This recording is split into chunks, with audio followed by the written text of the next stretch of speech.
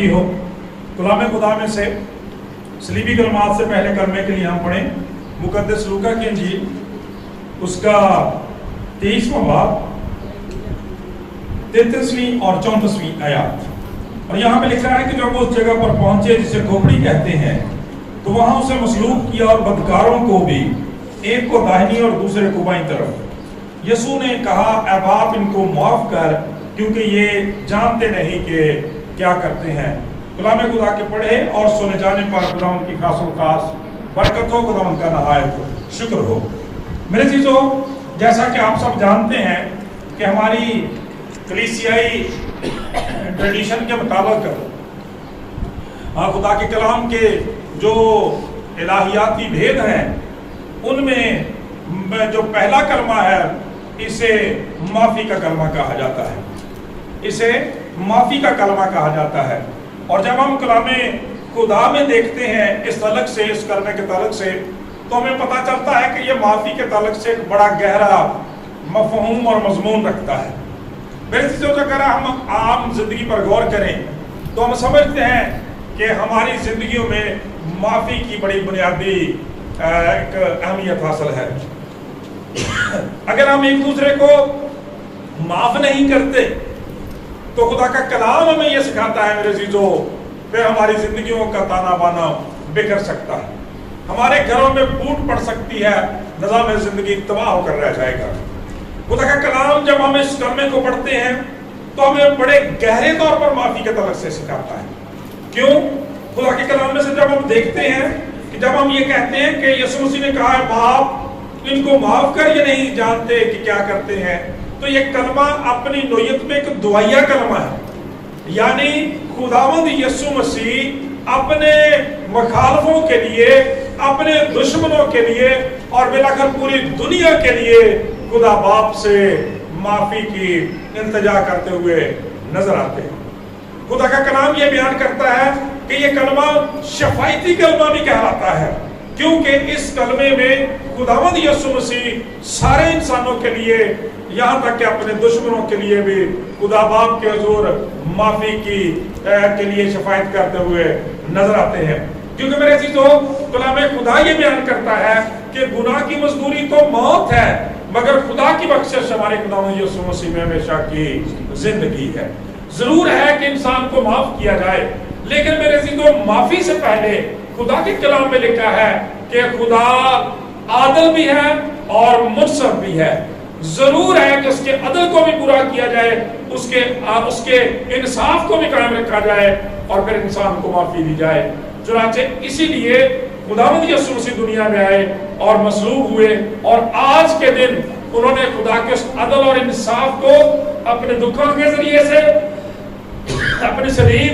کیل کوڑوں کانٹوں کے ذریعے سے اور موت کے وسیلہ سے پورا کیا۔ اور خدا کا کلام بیان کرتا ہے مردوں میں سے زندہ ہو کر انسان کے لیے راست بازی اور اس معافی کی یقین دہانی کرائی۔ میرے عزیزو، جب ہم خداوند یسوع مسیح کی خدمت کو دیکھتے ہیں، آپ کی حیات اقدس کو دیکھتے ہیں، آپ کی تعلیمات کو دیکھتے ہیں، تو کلام ہمیں یہ بیان کرتا ہے کہ آپ نے اپنی زندگی میں پہاڑی آواز میں، خدا کا کلام یہ بیان کرتا ہے کہ فرمایا تھا کہ تم سن چکے ہو کہ تم اپنے لوگوں سے، اپنے ہمسائے سے، اپنے دوستوں سے تو محبت رکھو، لیکن اپنے مخالفوں سے نفرت، دشمنی۔ لیکن آپ نے فرمایا میں کہتا ہوں کہ اپنے دشمنوں سے محبت رکھو اور اپنے ستانے والوں کے لیے دعا کرو۔ یوں یہ کلمہ خداوند یسوع مسیح کے معلم باعمل، پریکٹیکل ٹیچر، ایک ایسے استاد کہ انہوں نے دنیا کے اندر جو تعلیم دی ہے بذات خود اس پر عمل کر کے بھی دکھایا ہے۔ اور اس کلمے کی خوبصورتی یہ ہے کہ یہ عمل کہاں کیا ہے، یہ عمل کہاں کیا ہے؟ خدا کا کلام یہ بیان کرتا ہے اس وقت کیا ہے جب وہ زندگی اور موت کی کشمکش میں تھے۔ آپ کو پتا ہے کہ بائبل کی ریسرچ کے مطابق، بائبل سکولرز کے مطابق، جمعرات کی رات کو تقریباً خداوند یسوع مسیح کو 11 بجے کے قریب جو ہے گرفتار کیا گیا، اور صبح 9 بجے سے پہلے ان کی ساری پیشیاں ہوتی رہیں۔ اور خدا کا کلام یہ بیان کرتا ہے کہ یہودی سنہدرین کی عدالت میں انہیں پیش کیا گیا، پھر دن چڑھتے وقت انہیں پلاطس پھر ہیرودیس پھر پلاطس کی عدالت میں پیش کیا گیا اور ٹھیک 9 بجے خدا کا کلام یہ بیان کرتا ہے کہ انہیں مصلوب کر دیا گیا. یوں 9 بجے سے لے کر 3 بجے تک 6 گھنٹے خدا یسوع مسیح صلیب پر رہے ہیں اور اس اذیت کا اندازہ آپ کر سکتے ہیں. خدا کا کلام بیان کرتا ہے کہ ان 6 گھنٹوں کے درمیان 7 دفعہ انہوں نے اپنے ہونٹوں کو اپنی زبان مبارک کو کھولا ہے اور 7 صلیبی کلمات کیے ادا کیے ہیں جو اپنے اندر بڑا گہرا مفہوم رکھتے ہیں. ان میں یہ جو کلمہ جو ہے یہ معافی سے تعلق رکھتا ہے. کہنا چاہتا ہوں کہ کس وقت معاف کیا ہے؟ جب ان کے مخالفوں نے، ستانے والوں نے، خدا کا کلام یہ بیان کرتا ہے کہ انہیں موت تک پہنچا دیا تھا اور وہاں پر خدا کا کلام یہ بیان کرتا ہے کہ انہوں نے معاف کیا ہے. آج دیکھنے کی جب اس کلمے کا ہم اپنی اطلاق اپنی زندگیوں میں دیکھتے ہیں تو ہمیں دیکھنے کی ضرورت ہے میرے عزیزو. اگر ہم مسیحی کہلاتے ہیں، خداوند یسوع مسیح کے پیروکار ہیں، تو دیکھنے کی ضرورت ہے کہ ہم اپنے مخالفوں کو،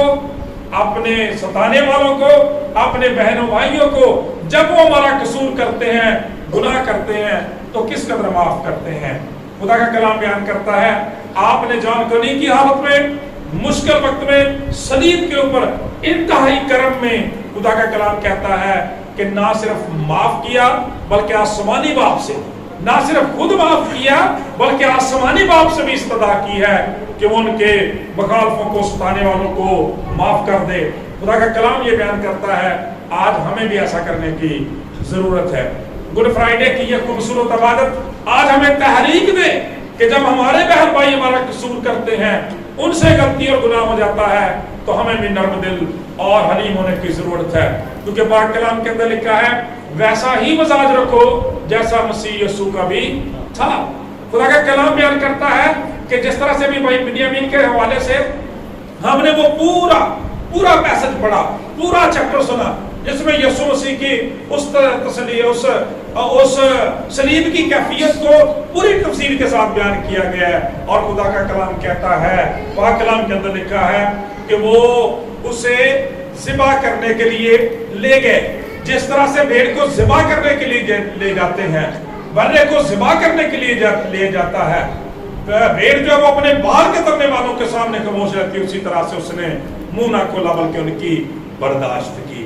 اور میرے عزیزو جب ہم اس بات پر غور کرتے ہیں کہ کیوں یسوع مسیح نے ایسا کیا، کیوں ان کے سارے ناروا ظلم کو، اذیت کو، مشکل کو، مصیبت کو اور موت کو برداشت کیا، تو خدا کا کلام بیان کرتا ہے خدا نے دنیا سے ایسی محبت رکھی کہ اپنا اکلوتا بیٹا بخش دیا تاکہ جو کوئی اس پر ایمان لائے ہلاک نہ بلکہ ہمیشہ کی زندگی پائے. گویا سادہ لفظوں میں اس کا مطلب یہ بنتا ہے کہ خداوند یسوع مسیح نے اس لیے انہیں معاف کیا اور اس لیے ان کی شفاعت کی معافی کے لیے کہ آپ انسان سے، دنیا سے محبت رکھتے ہیں. اور میرے عزیزو دین مسیحیت کا یہی ایک متفرق امتیاز ہے، ایک اعلیٰ کوالٹی جو ہے وہ یہی ہے کہ وہ اپنے مخالفوں سے، دشمنوں سے بھی جو ہے وہ محبت کرنے کا حکم دیتی ہے. جیسے ہمارے ملک کے ایک عظیم شاعر احمد ندیم قاسمی نے کہا تھا کہ مجھے دشمن کے ارادوں پہ بھی پیار آتا ہے، مجھے دشمن کے ارادوں پہ بھی پیار آتا ہے، تیری محبت نے تو چاہت میری عادت کر دی. تو خدا کا کلام یہ بیان کرتا ہے میرے عزیزو کہ اس کلمے کے وسیلے سے آج ہمیں یہ سیکھنے کی ضرورت ہے کہ ہمیں بھی، اگر خداوند یسوع مسیح معافی کا درس دیتے تھے، دوسروں کو معاف کرنے کا، برداشت کرنے کا، محبت کا، دعا کرنے کا درس دیتے تھے، تو آج ہمیں بھی ایسا کرنے کی ضرورت ہے. کیونکہ جب ہم انسانی تاریخ میں دیکھتے ہیں تو کبھی کسی انسان نے اس طرح کی دعا نہیں کی، کبھی کسی انسان نے اپنے دشمنوں کے بھلا نہیں چاہا، کبھی کسی انسان نے اپنے دشمنوں کو معاف نہیں کیا. لیکن آپ نے، خدا کا کلام یہ بیان کرتا ہے کہ صلیب کے اوپر موت کی حالت میں ایسا کیا. لہذا ہمارے لیے بھی یہ ضروری ہے کہ ہم ایک دوسرے کو معاف کرنا سیکھیں. کیوں بھائی؟ جب ہم روزانہ، آپ کو یاد ہے کلام خدا میں سے پڑھتے ہیں تو ہمیں لکھا ہوا ہے، ملتا ہے، جب ہم دعائے ربانی کرتے ہیں تو کیا کہتے ہیں کہ جس طرح ہم نے اپنے قرضداروں کو معاف کیا ہے تو بھی ہمارے قرض معاف فرما، جس طرح سے ہم نے اپنے قصورواروں کو معاف کیا تو بھی ہمارے قصور معاف فرما. اور یہ بات کہہ کے جب آپ نے دعا ختم کی، جب آپ نے کہا آزمائش میں نہ لا، برائی سے بچا، یہ دعا ختم کی تو آخر پہ پھر کہا اس لیے کہ اگر تم اپنے بھائیوں کے قصور معاف نہیں کرو گے تو تمہارا آسمانی باپ بھی تمہارے قصور معاف نہیں کرے گا۔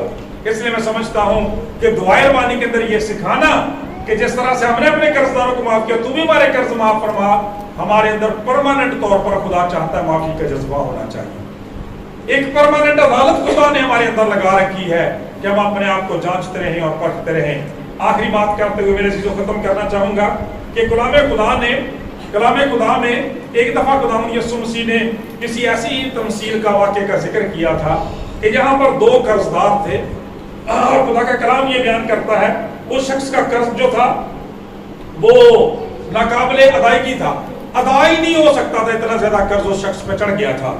اور جب مدت گزر گئی، بادشاہ نے حکم دیا کہ اس شخص کو باندھا جائے، اس کے بیوی بچوں کو لایا جائے، جو کچھ اس کا ہے سارا کچھ اکٹھا کر لیا جائے۔ اس نے رونا شروع کر دیا، چلانا شروع کر دیا، اور خداوند سے مہلت، مالک سے مہلت مانگی۔ مالک نے اسے مہلت دے دی، اور کیا ہوا